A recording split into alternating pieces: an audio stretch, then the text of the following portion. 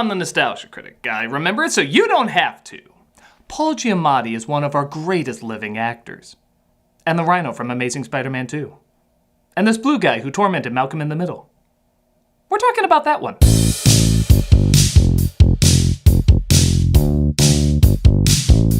In 2002, a couple of rising stars were on the rise.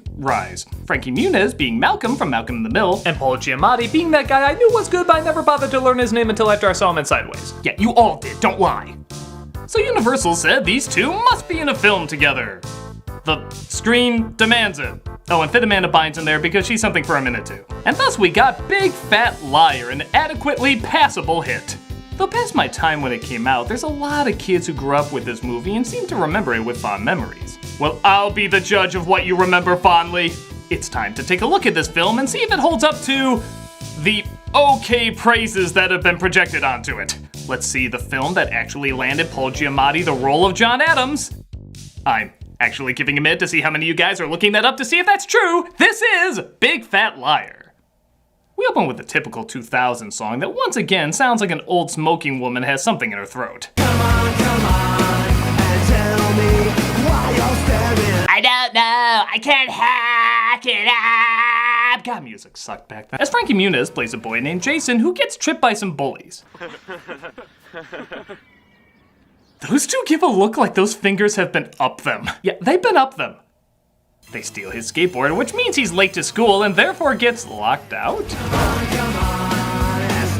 How exactly does this work? When we used to screw up, we were punished by being kept there, not by being kept out. He gets the attention of his friend Kaylee, played by Amanda Bynes, who makes a distraction in class while he sneaks in. You looked a little flushed. I was just creating a cross draft. Why don't you read us your story? You know what? Let's give someone else a chance. You did do it, didn't you? Like how you did Thomas Haden Church in Sideways, another Paul Giamatti film you were in! Okay, that joke was much more underdeveloped than I thought. It's a work in progress.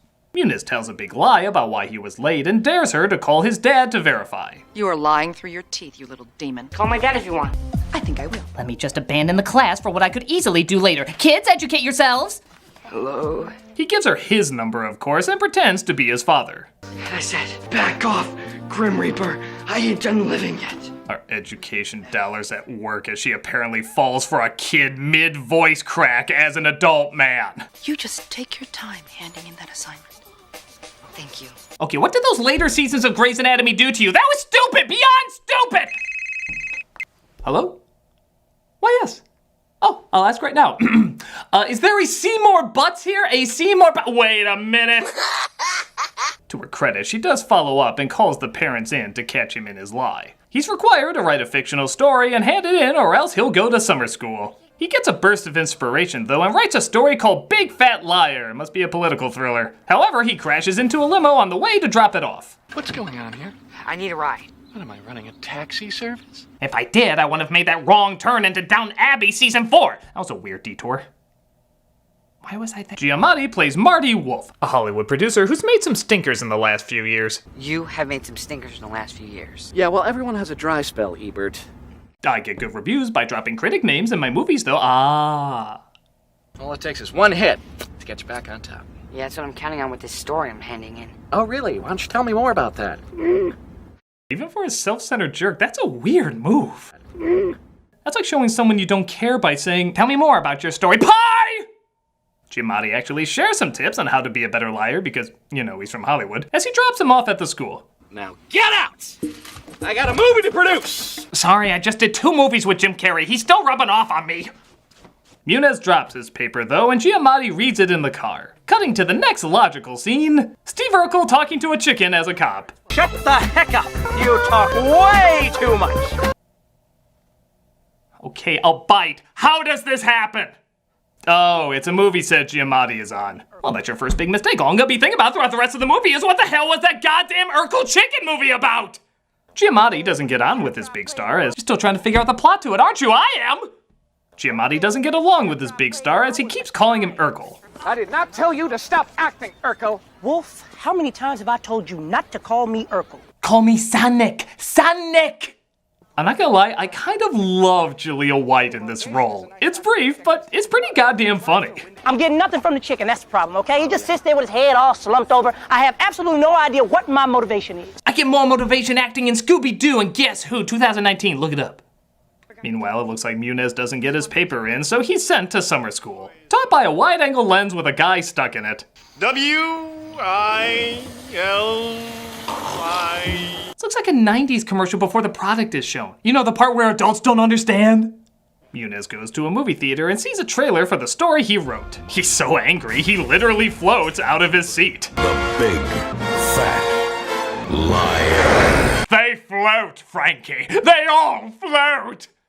I guess this is clever, but all I can think about is some moviegoers feeling Frankie Muniz's junk creep up on her head. Whoa, hey, I'm sorry, you just got in the way of my symbolic gesture. What do you mean you've heard that one before?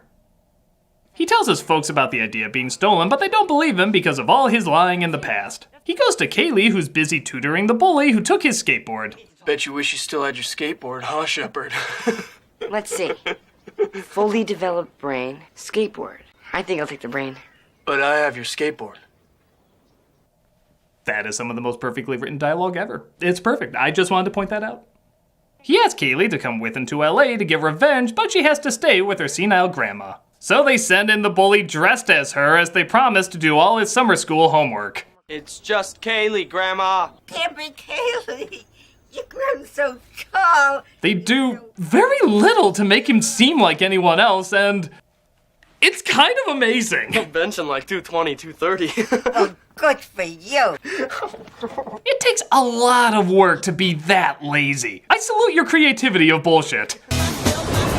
They make it to LA and come across Turk from Scrubs as a limo driver. Hi, I'm Mr. Stroop. Just you're kind of young to be the biggest fur coat distributor of the Midwest, you know? It's a family business. Okay. I wonder if this is how I lost the other every job I ever had. But this isn't an LA movie without limo ceilings opening up and fisheye lenses of palm trees. Oh, and did Universal make this? Wizard that shit! Well, ladies and gentlemen, Ron, your driver, and I am Arthur, your tour guide. But will they play Ninja Gaiden? Hi! So they get out of the bus and try to find Giamatti's office. What the hell's going on here? Either that extra is trolling us or he was given very strange direction. Don't we have enough weird chicken shit in this movie?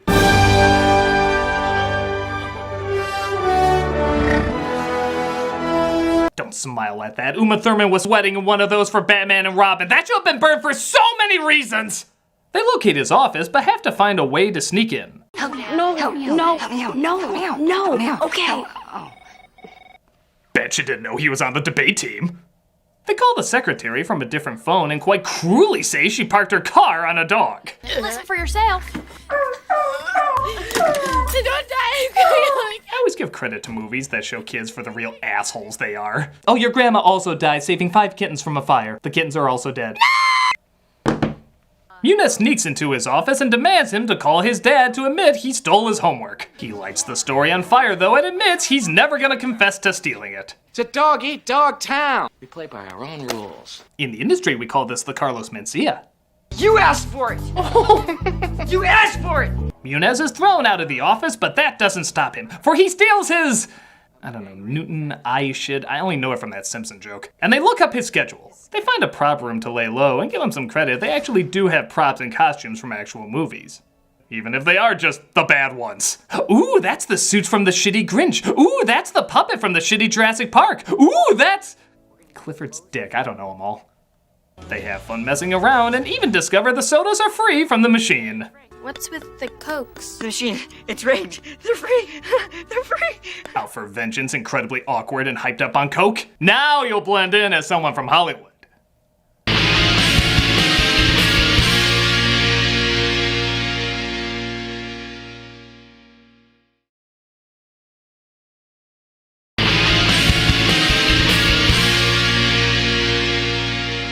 So they call Turk to pick them up, even though he finally puts together what's going on.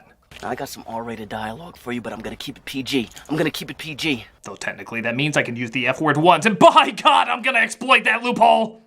He finds out, though, they're after Marty Wolf, who ruined his career as an actor, and not just because he was in Skyline, though that is reason enough. And he wants in on the revenge. They spend the day stalking him to get down his everyday routine, including his meeting with the director played by John Chow. Birds! descending from the heavens like winged messengers from above, beckoning. Whoa. Confucius say easy does it, Skippy. Oh, you did not just Confucius me. You know, Confucius has a saying about that, and damn! They grab a bunch of props and costumes to sabotage his day, but by looking how he gets up in the morning, it kinda seems like he'll sabotage himself at some point. It's showtime, Mr. Funnybones. You cute little monkey, you. Took his training from Planet of the Apes very seriously. They pour blue dye into his pool and Home Alone all his stuff while he swims. Oh my God! Well, if Sean Young can dress up like Catwoman to try and force a recast, I can dress up like David Cross to try and be on Arrested Development! Actually, maybe that's not such a good idea.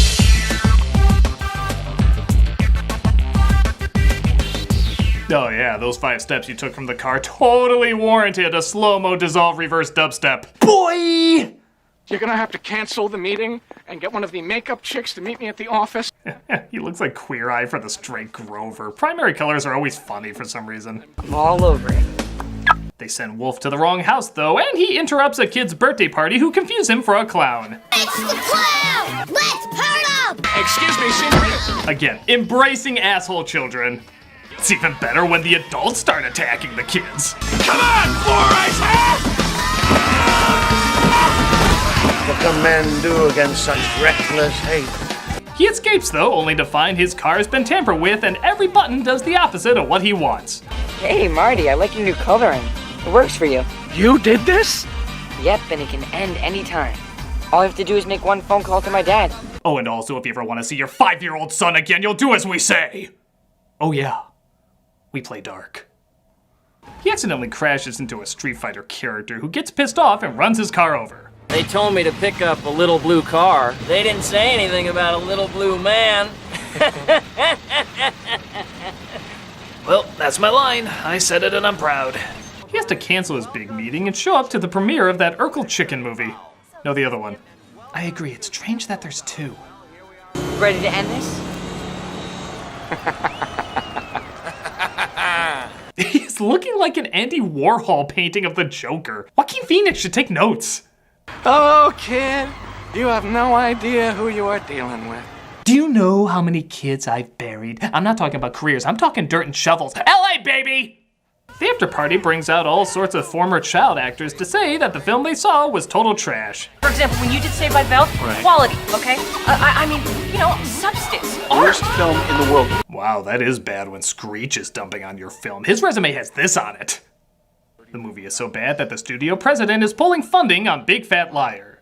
So they had a trailer before they even shot a movie? Oh, who am I kidding? Sometimes a movie's not even finished by the time it's released. The president gives him one more chance as he says he has a big secret about the film. What is this big presentation you're giving about the movie? I have no idea! Ooh, sounds like the final production meeting for Fan 4-Stick. Muniz says he can help though as he feeds him info through an earpiece. But Wolf decides to go it alone and wins the crowd over, including the president. He of course doesn't call Muniz's dad though and has them arrested by security who plan to send them home. You're Jason Shepard. You can get out of anything. Dad, it's Jason. I haven't been totally honest about what I've been up to the last couple days. Oh, that's right. It's the 3rd act, and this is still an early 2000s movie. We failed, everybody. Totally didn't work. We really didn't make it. Gonna spend a lot of time making you think this was all for nothing. You guys up for one last fight? It's payback time. Or, not a lot of time, God bless you. Yeah, they have that bullshit in there, but it is quick. So, here's your pass. It looks like Wolf's assistant is tired of being kicked around by him, and so are all the people who ever came in contact with him. So they put together a plan to get him back on the first day of shooting the film. Don't I know you? Yeah, you do. I'm Frank Jackson.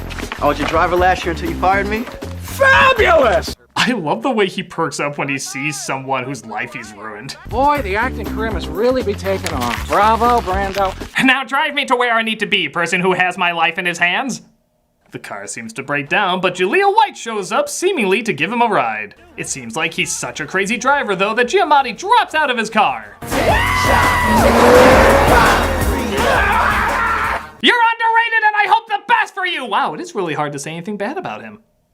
But the craziness isn't done yet, as a helicopter with a stunt coordinator picks him up, but says the copter is gonna crash, so they have to jump.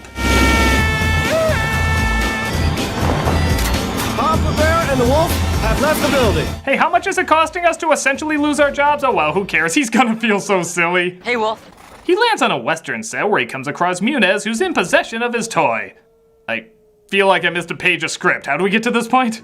Give me back my monkey. Come and get him. He chases him down to get his monkey. Again, really wish I saw that page. And they ride through a bunch of movie sets because it was really cool when Pee-wee did it. Oh my god, are they doing a sequel to Batman Returns? An actual sequel? Wolf catches up with him though to get his toy. Monkey. No! So, you admit you stole my story? Yeah, I stole your story. I stole Jason Shepard's paper and turned it into a big fat liar. I want to just repeat that because I'm sure nobody is listening. I stole it!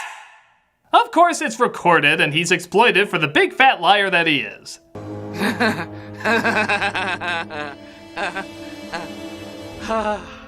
Okay, this is an origin story for a Batman villain, right?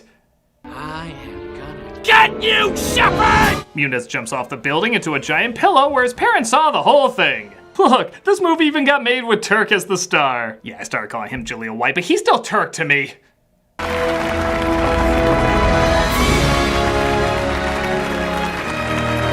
Oh, I apologize, I forgot you were there. You may go now. Muniz gets the credit he deserves, and Giamatti gets a job as, what else? A clown at, where else? The kids' party of the Street Fighter character. Oh my god! Show me nutcracker. Still more dignified than Turbo. And that was Big Fat Liar, and it was big fat fun.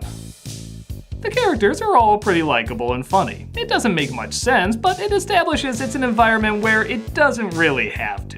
It's like a high-budget, well-written Disney Channel movie, except there's less focus on emotion and more on jokes. But the jokes do usually work, and there's just enough emotion as the kid doesn't want any money for the idea, he just wants his credibility returned.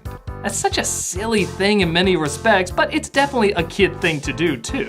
And maybe that's the best way I can describe it. Silly, but for kids, with even a few good laughs thrown in for adults. It's nothing great, but it's just the right amount of goofy for me. I'm the Nostalgia Critic guy, remember? So you don't have to.